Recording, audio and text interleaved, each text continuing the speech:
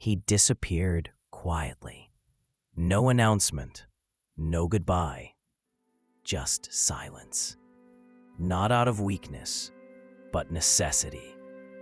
Because there comes a point when the noise outside becomes unbearable, and the only way to survive is to retreat inward. They didn't notice. The ones who used to greet him with smiles now scrolled past his absence like it was nothing. He wasn't trending anymore.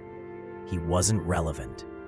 He was just another forgotten soul in a world addicted to speed and spectacle.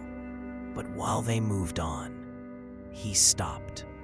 And in that stillness, something ancient stirred. The fall had been slow, like watching a sandcastle dissolve under rising tides. Dreams turned to dust. Friendships dissolved into silence. Even his body began to rebel.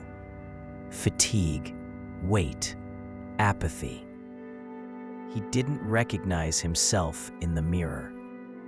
Not just physically, but spiritually. His fire was out, or so he thought.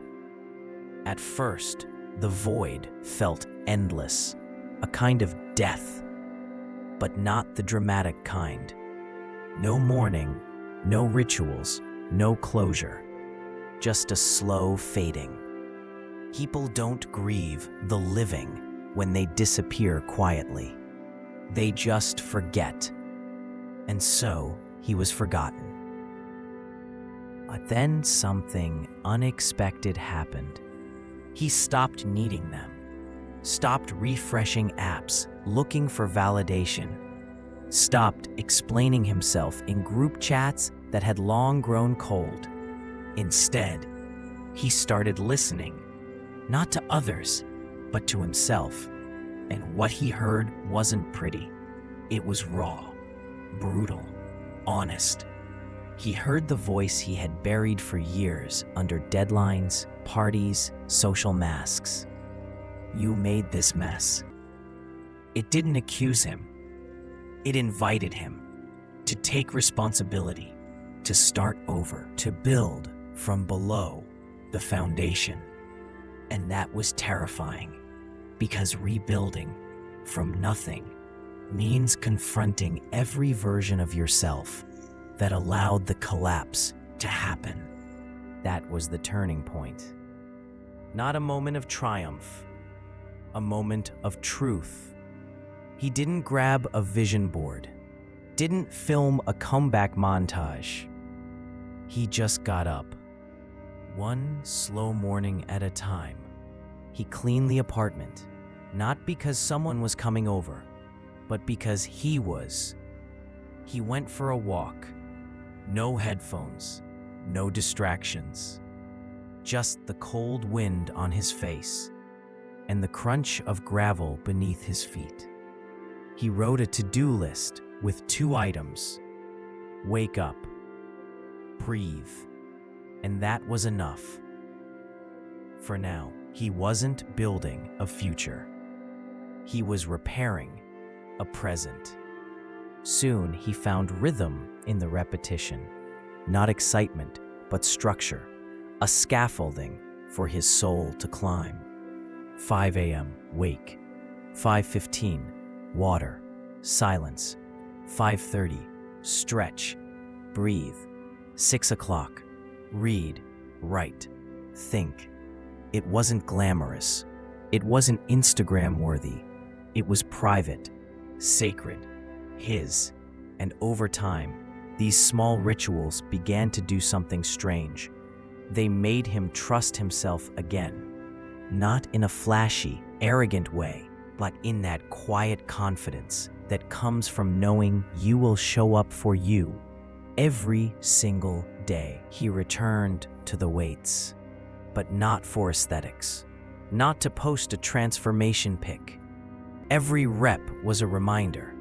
Discipline over emotion, movement over stagnation. Each drop of sweat was a quiet scream.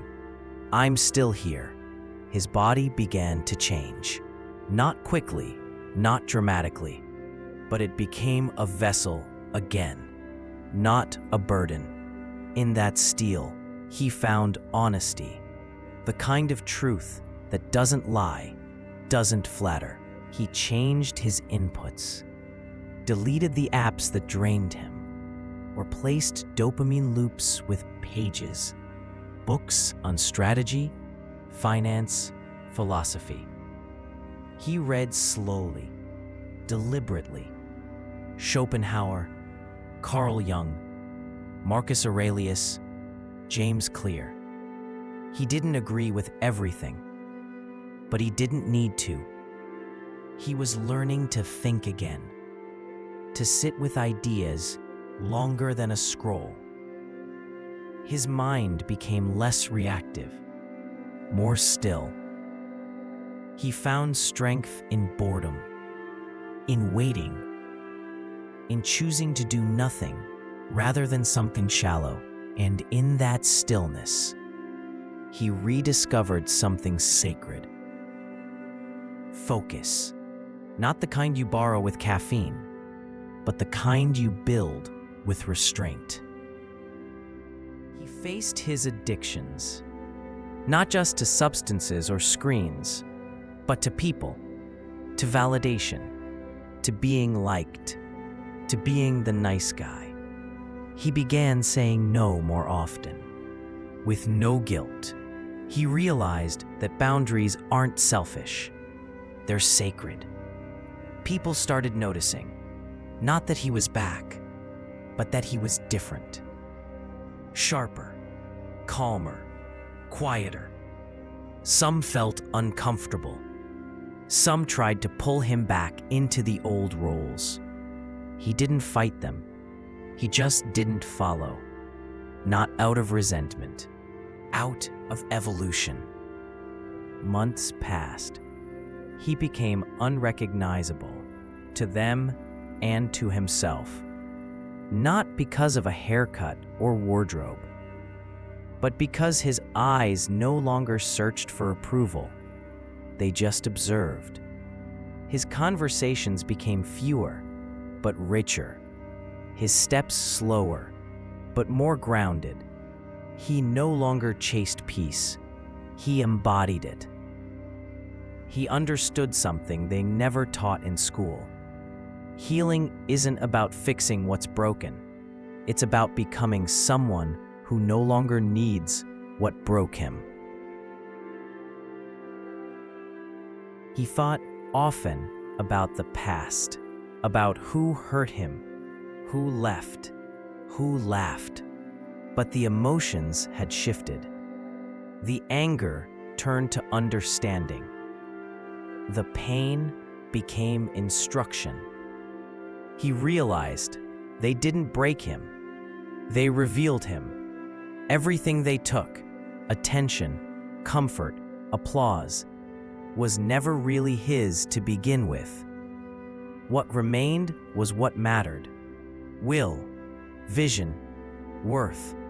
And from that raw material, he built something they couldn't recognize, because they never knew who he truly was. When he reemerged, no one expected it. Not because they thought he couldn't, but because they stopped thinking about him altogether. And that was his power. No noise, no PR, just presence. He didn't show off, didn't flaunt success. He was success, the quiet kind, the permanent kind, the kind built not on likes or followers, but on rituals no one saw and battles no one clapped for. He walked into rooms now, not to be seen, but to see. He became dangerous, not because he could harm, but because he no longer feared being alone. He became the kind of man who doesn't just survive storms. He builds shelters for others when they hit. He no longer needed to be understood. He understood himself, and that made all the difference. They tried to break him, and maybe they did, but he used every broken piece to build an unshakable core. They called it a comeback.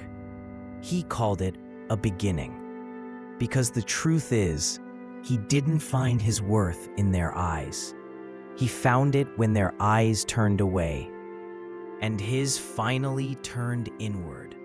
And in that reflection, silent and sacred, he met the man he was always meant to be.